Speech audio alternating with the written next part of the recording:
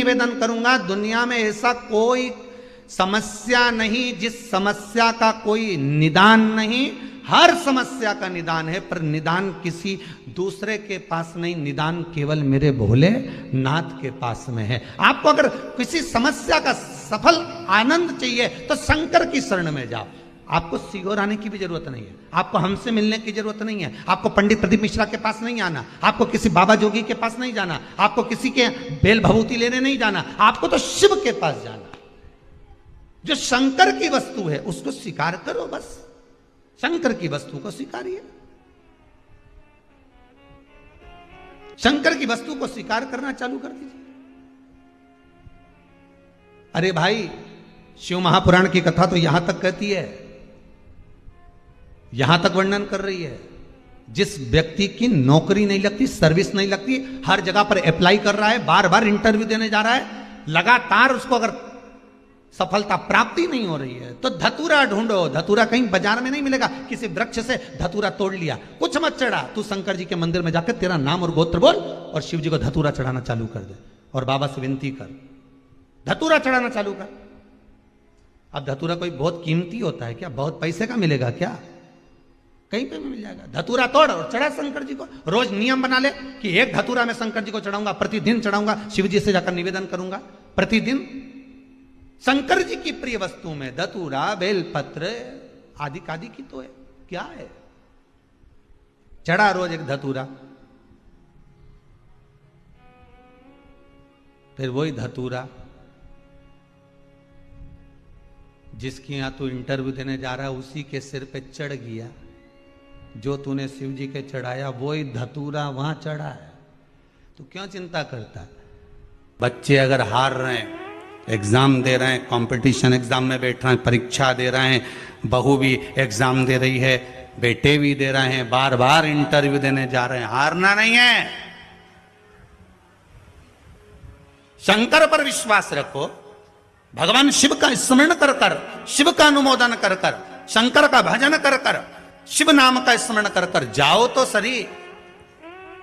सबसे ज्यादा खुशी इस बात की है आज के पर्चों में कि इसमें जितने पर्चे हैं, इसमें सबसे ज्यादा पर्चे इस बात के हैं कि मेरे बच्चों की सरकारी नौकरी लग गई, जॉब लग गई, ये लग गया, वो लग गया। सबसे ज्यादा खुशी इस बात की। और फिर निवेदन करूंगा, ये पर्चे हमारे जाने के बाद यहीं रहते हैं, आप भी पढ़ लिया करो। हम थोड़े बहुत नहीं पढ़ पाते हो तो आप पढ़ लेना, पढ़ लिया। खुशी इस बात की है, हिम्मत ना हारिएगा। हारिया ना हिम्मत, विसारिया ना राम। शंकर का अनुमोदन करते जाओ, शिव का स्मरण करते जाओ, भगवान की भक्ति को धारण करते जाओ, आगे बढ़ते जाओ। एक बात याद रखना, अगर किसी एग्जाम में बैठ रहे हो, बहुत बार बैठ चुके हो, नहीं हो रहा, तो कच्चे दूध में थोड़ी सी काली मिर्च को पीस कर डाल लीजिए। फिर काली मिर्च आ गई, ध्यान रखना। कच्चे दूध में थोड़ी सी काली मिर्ची को पीस कर डाल लीजिए। महाराज, थोड़ा सा कच्चा दूध बेलपत्री के पेड़ के नीचे समर्पित कर दीजिए, अपना नाम और गोत्र बोलकर। थोड़ा सा कच्चा दूध उसी में से शंकर भगवान को चढ़ा दीजिए। फिर एक कलश जल का साथ लेकर जाइए, जो शंकर भगवान पर जल चढ़ा कर आइए। फिर जिस एग्जाम में जा रहे हो उसमें आप चले जाइए, बाबा आपको सफलता प्रदान करेगा ही, ये पक्का। काली मिर्च शत्रुओं का नाश करती है,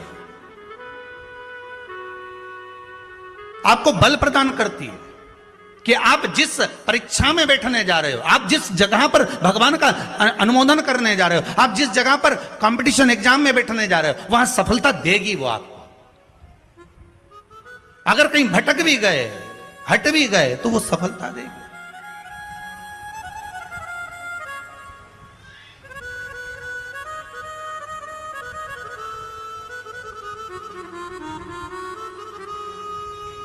अभी कुछ दिन पहले की बात है,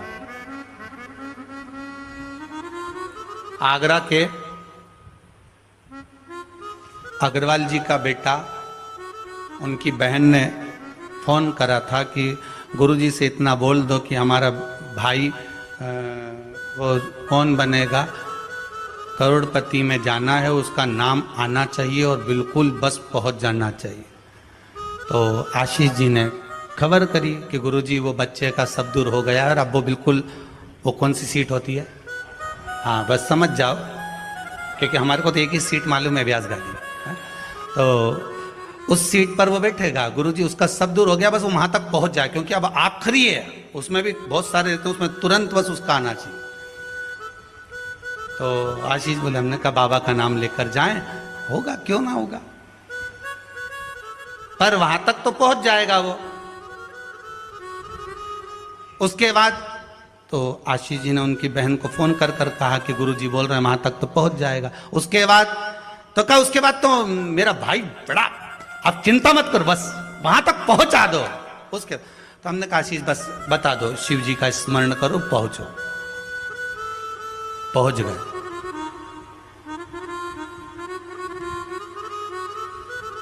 अब फिर बोली बात याद रखना, गुरु कह रहा है कि पेड़ पे झंडा बांध दो, गुरु जी ने ऊपर चढ़ा दिया। उतरते समय उतरता गया उतरता गया उतरता गया, केवल 4 फीट की ऊंचाई बची थी, तो गुरु जी ने कहा वहां पांव रख ले, मां कोटर पकड़ ले, मां हाथ रख ले।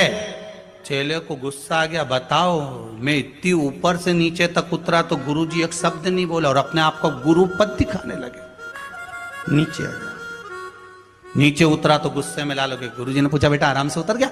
हाँ गुरुजी, पर आपकी ये बात बहुत गलत लगी मुझे। कौन सी?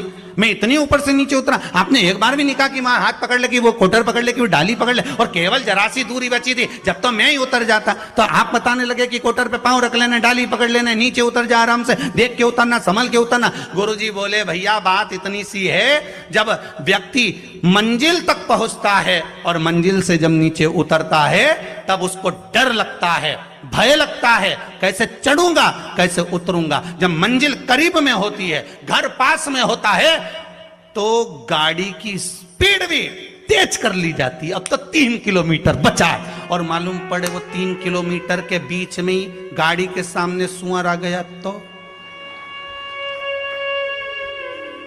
विचार करिएगा जरा, बहुत सोचने वाली बात है। पशुपति व्रत आप कर रहे हो, पशुपति व्रत आप धारण कर रहे हो, पर निवेदन केवल इतना सा है कि आपकी स्पीड का ध्यान रखना, आपकी स्पीड का ध्यान रखिए। आप शंकर का भजन कर रहे हो, आप स्पीड का ध्यान रखिए। कहीं हमारे व्रत में, हमारी पूजन में, हमारे भगवान की भक्ति में कहीं अहंकार तो नहीं आ गया? वो स्पीड देखना पड़ेगी। अहंकार तो नहीं आ गया, अभिमान तो नहीं आ गया? हम भगवान की भक्ति में डूबने वाले हैं, भगवान मिलने वाला है, बिल्कुल सम्मुख में हमारा काम होने वाला है, पर हम क्यों नहीं पहुंच पा रहे? हम वहां तक क्यों? कई लोगों के साथ होता है, सामने थाली लग जाती है, भोजन करने की तैयारी होती है, थाली सरक जाती है, बिल्कुल होने वाला है, बिल्कुल लग गया, अपना तो नाम ही है, और मालूम पड़े गायब। कहीं स्पीड तो तेज नहीं कर ली हमने अपनी गाड़ी की? कहीं अहंकार में तो नहीं डूब गए हम? इसका स्मरण रहे। अहंकार में 3 गए धन, वैभव, वंश, ना मानो तो देख लो रावण, कौरव और कंस। एक जगह कहीं विचार करिएगा।